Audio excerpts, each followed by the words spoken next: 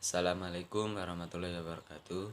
Kami dari kelompok 4 di sini akan mempresentasikan atau menjelaskan tentang pendalaman materi Quran hadis di SMP.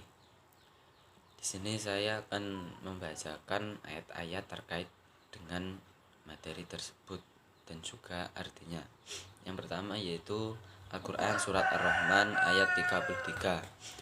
Bismillahirrahmanirrahim. Ya ma'syiral jinni wal insi in istata'tum an tanfadhu min qataris samawati wal ardi fanfadhu la tanfadhuna illa bisultan.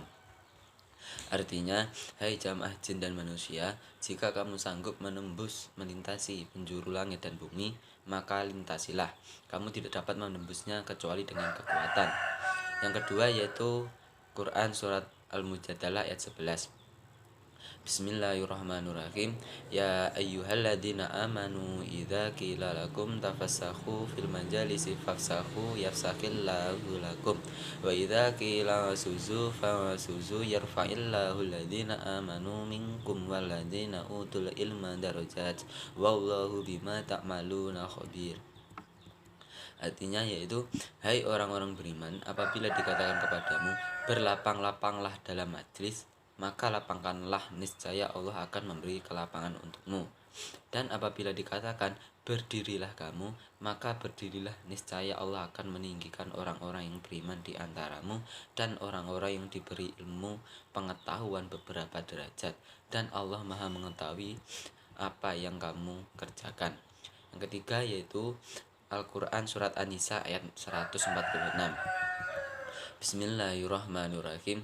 Illal ladzina tabu waslahu wa'tasamu billahi wa khlasu dinahum lillahi fa aulaika ma'al mu'minin wa sawfa yu'tillahul mu'minina ajran 'azima.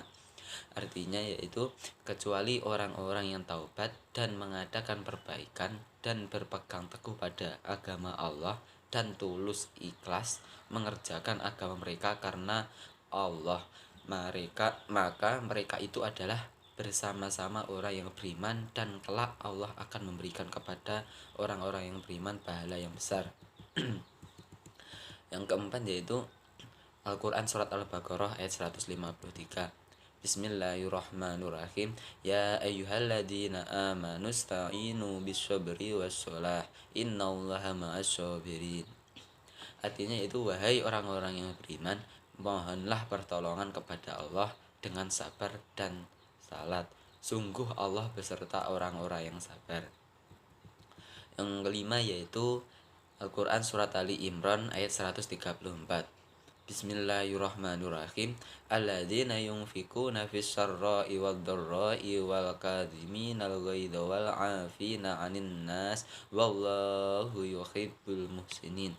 Artinya yaitu orang-orang yang menafkahkan hartanya baik di waktu lapang maupun sempit, dan orang-orang yang menahan amarahnya dan memaafkan kesalahan orang. Allah menyukai orang-orang yang berbuat kebajikan. Saya Nur Habibah Aziz akan melanjutkan presentasi dari teman-teman kelompok saya. Yang berikutnya menjelaskan tentang hukum bacaan mat ataupun bacaan panjang pada Quran Surat Ar-Rahman ayat 33 dan Al-Mujadalah ayat 11. Di sini saya jelaskan dulu, yaitu mat itu adalah bacaan panjang. Mat itu mempunyai dua kategori. Yang pertama adalah mat tabi'i ataupun mat asli, memang dibaca panjang 2 ketuk. Yang kedua adalah mat far'i, yaitu mat yang bercabang-cabang. Jadi mat far'i itu adalah selain mat tabi'i, dia cabang-cabangnya banyak sekali. Tapi di sini yang akan saya jelaskan adalah mat tabi'i. Mat tabi'i itu adalah mat asli yang dibaca 2 ketuk. Dia mempunyai kriteria apabila setelah harokat fathah diikuti alif, setelah harokat dhammah diikuti wawu, setelah harokat kasrah diikuti ya, seperti itu. Dapat kita ambil contoh dari Quran Surat Ar-Rahman ayat 33. Ya ma'syara, ya-nya di situ kita baca 2 ketuk, karena di situ dia masuk ke dalam bacaan mat tabi'i, fathah diikuti oleh alif. Yang keduanya kita ambil contoh dari Quran Surat Al-Mujadalah ayat 11, yaitu tafassahu, hu-nya di situ juga termasuk bacaan mat tabi'i karena apa? Dhammah diikuti oleh wawu. Yang berikutnya adalah menjelaskan hukum nun sukun ataupun tanwin pada Quran surat An-Nisa ayat 146, Quran surat Ali Imran ayat 134 serta Al-Baqarah 153. Yaitu nun tanwin ataupun nun sukun ataupun tanwin ini terbagi dari 5 pembagian hukum tajwid. Yang pertama adalah ada ikhfa, yang kedua idhar, yang ketiga idgham bil gunnah, yang keempat idgham bil gunnah, yang kelima adalah iklab. Ikhfa itu adalah apabila nun sukun ataupun tanwin bertemu dengan salah satu hurufnya, cara membacanya didengungkan dan ditahan. Sedangkan idhar itu apabila ada nun sukun ataupun tanwin bertemu dengan salah satu huruf hamzah, ha, ain, ghain, ha. Cara membacanya adalah jelas tanpa didengungkan.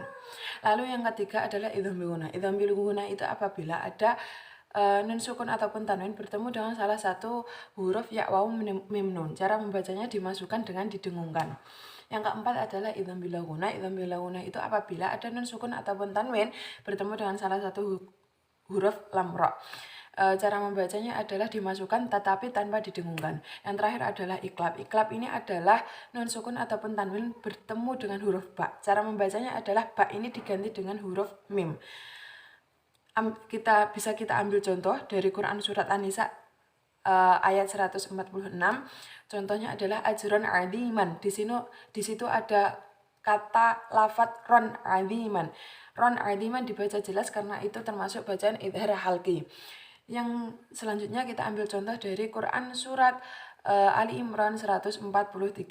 Yunfiquna, yunfi itu adalah bacaan ikhfa hakiki. Dia cara bacanya didengungkan dan ditahan, ya. Untuk Quran surat Al-Baqarah 153 di sini tidak didapati hukum bacaan nun sukun ataupun tanwin. Sekian dari saya. Assalamualaikum warahmatullahi wabarakatuh. Perkenalkan, nama saya Putri Intan Cahyolandari. Dari kelompok 4 ingin menyampaikan sedikit materi dari kelompok kami pada poin isi kandungan surat-surat yang telah disebutkan sebelumnya. Yang pertama adalah Quran surat Ar-Rahman ayat 33 yang menjelaskan betapa pentingnya ilmu pengetahuan bagi kehidupan umat manusia. Manusia diberi potensi oleh Allah Subhanahu wa Ta'ala berupa akal dan pikiran. Akal ini harus terus diasah, diberdayakan dengan cara belajar dan berkarya. Nah, dengan belajar manusia bisa mendapatkan ilmu dan wawasan yang baru. Dengan ilmu tersebut manusia dapat berkarya untuk kehidupan yang lebih baik. Kemudian yang kedua adalah Quran surat Al-Mujadalah ayat 11. Nah, beberapa hal yang terkandung dalam ayat ini adalah etika dalam majelis.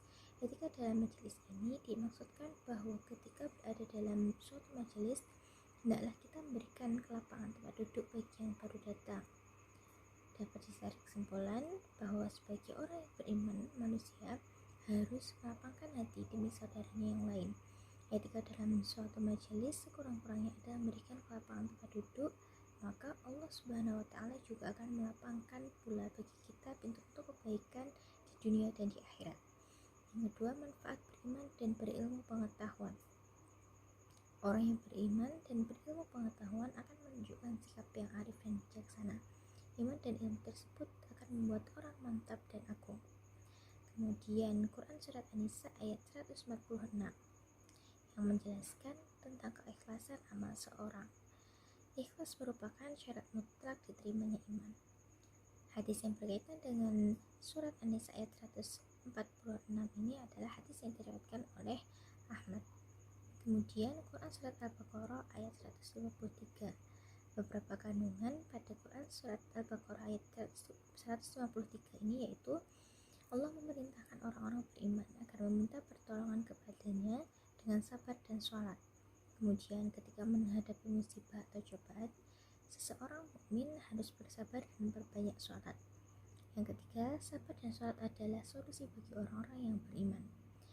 Dan Quran surat yang terakhir, kandungan Quran surat yang terakhir adalah Quran surat Ali Imran ayat 134 yang menjelaskan mengenai ciri-ciri orang yang takwa, yaitu yang selalu memaafkan orang lain. Rasulullah menganjurkan kepada kita untuk saling memaafkan dan meminta maaf. sebagai sabdanya pada hadis yang diriwayatkan oleh Baihaqi. Nah, sekian penjelasan materi dari saya. Ada kurangnya saya mohon maaf. Wassalamualaikum warahmatullahi wabarakatuh.